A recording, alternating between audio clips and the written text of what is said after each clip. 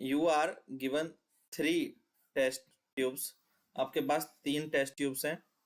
There 3 test tubes contain distilled water, तो and acidic solution और basic solution. 3 है, एक में आपका डिस्टिल वाटर है, एक में एसिड है, एसिडिक सॉल्यूशन है, एक में बेस है। तो इस तरह से हमारे पास 3 टेस्ट ट्यूब्स हैं और आपके पास एक रेड लिटमस पेपर है। There is only 1 red litmus paper, ठीक है। ये मान लो ये रेड लिटमस पेपर है, तो एक हमारे पास रेड लिटमस पेपर है और इसी से हमें आइडेंटिफाई करना है कि कौन सा एसिड है, कौन सा बेस है, कौन सा डिस्टिल वाटर। अब किसी भी टेस्ट ट्यूब में कुछ भी हो सकता है, ठीक है। तो हम इनको अलग अलग आइडेंटिफाई करेंगे कि फर्स्ट में क्या है, सेकंड में क्या है और थर्ड टेस्ट ट्यूब में क्या है। अभी यहाँ तो मैंने जो ये रिप्रेजेंटेशन किया है ये एक रफ है। अब लिटमस टेस्ट हमें करना है, ठीक है। तो लिटमस पेपर क्या होता है, सबसे पहले हमें ये पता होना चाहिए कि लिटमस टेस्ट में लिटमस पेपर यूज करते हैं और लिटमस पेपर 2 कलर के होते हैं, एक होता है रेड लिटमस पेपर और एक होता है ब्लू लिटमस पेपर। तो अगर हमारे पास यहाँ पर रेड लिटमस पेपर दिया हुआ है क्वेश्चन में, वही हमें यूज करना है। उससे पहले हम ये समझें कि जो रेड लिटमस पेपर है, रेड लिटमस पेपर, तो रेड लिटमस पेपर क्या करता है, जब इसको हम एसिड के कांटेक्ट में लाते हैं, एसिड के साथ इसका कलर ब्लू हो जाता है, तो इससे हमें एसिड की पहचान पड़ जाती है। सॉरी, क्या होता है, हाँ, इसी तरह से जब ब्लू लिटमस पेपर को एसिड के कांटेक्ट में लाते हैं तो वो रेड हो जाता है और रेड लिटमस पेपर को जब बेस के कांटेक्ट में लाते हैं तो वो ब्लू हो जाता है, ठीक है। ठीक कर लीजिए।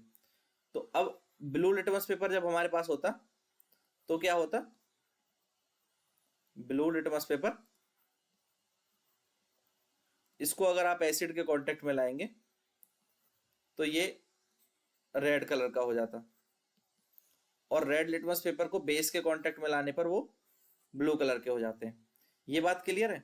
इस चीज को आप एक कोड से याद कर सकते हैं, बार, ठीक है। बार आपने सब नहीं सुना होगा सब, तो BAR, blue turns to acid, blue turn to red in contact of acid.